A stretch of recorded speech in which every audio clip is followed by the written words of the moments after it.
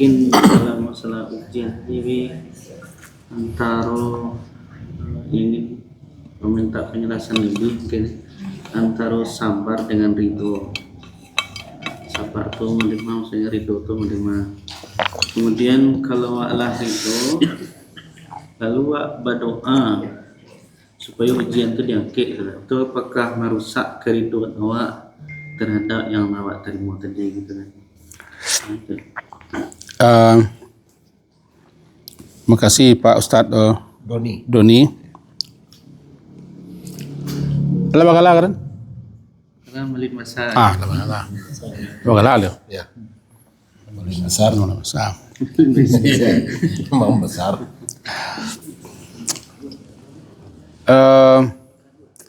Jika terjadi sesuatu musibah atau bala atau hal-hal yang memang kita tidak berkenan dan tidak ingin itu kita kanai terjadinya, maka sikap ketika itu rampek. Pertama marah-marah, protes, kenapa saya begini begitu.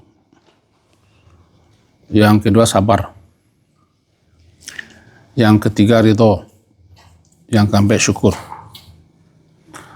Kondisi orang berada di antara empat dulu. Kalau dia tidak suka, tidak senang, benci, dia akan marah-marah.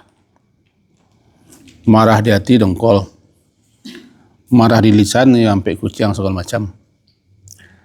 Marah di perbuatan tak kesanduk melayang sapu walakaan. Itu marah hati. Lalu apa bedanya? Kalau sabar, kita bisa menahan diri supaya jangan melakukan hal-hal yang Allah tidak suka ketika kita dicoba, dan tetap bertahan bagaimanapun juga menghadapi musibah itu. Jadi sabar itu prinsipnya kita bisa menahan dan bertahan. Kemudian diatasnya ridha. Ridha aku senang, suka menerimanya. Karena seseorang itu tahu dan paham. Karena Allah ingin mencobainya, mengujinya, ingin memberikan rahmat dan kurnianya, sehingga ridha. Jadi ridha itu adalah suka menerima, senang.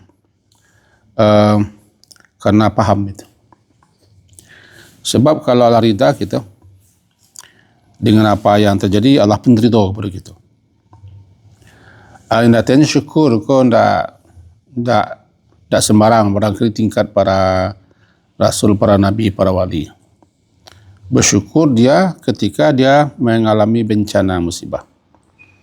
Karena dia sangat tahu benar bahwa segala sesuatu itu yang menimpunya untuk menaikkan derajatnya, meninggikan posisinya, menambah fadilah-fadilahnya. Itu makanya syukur itu jarang. Qalilan ma tashkurun. Sedikit yang sama nama syukur. Kalau kita baca teksnya qalilan ma itu pun maknanya sedikit sekali.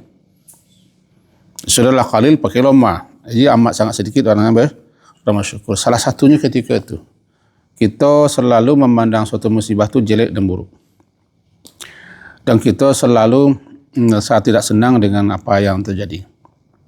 Lebih-lebih kita sedang baik-baik, sedang belok, tapi kalau terjadi lainlah umpat gitu, umpat Allah kan. Itu makanya kalau kita dorong tersongsong tasbih dulu untuk menyatakan kemasukan Allah, baru kita berdoa. Jadi kitalah ridha menerima penyakit, menerima apa-apa. Apakah kita memohon kepada Allah, meminta supaya kita senang soal macam, perlu.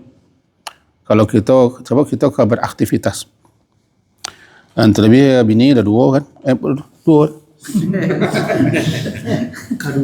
Kedua. Dia ke sakit kepanjangan saya kita tu tidak bisa aja, tidak putar roda pedati kan. Jadi berdoa pun beribadah. Cuma kita tidak boleh memaksa Allah agar Allah itu menuruti kehendak kita. Harus besok mau sana mau ke Pikarajon. Karena doa itu adalah diserahkan kepada Allah kapan Allah maunya. Kita hanya minta dan Allah paling tahu kapan dia kabulkan doa itu untuk kita. Itu.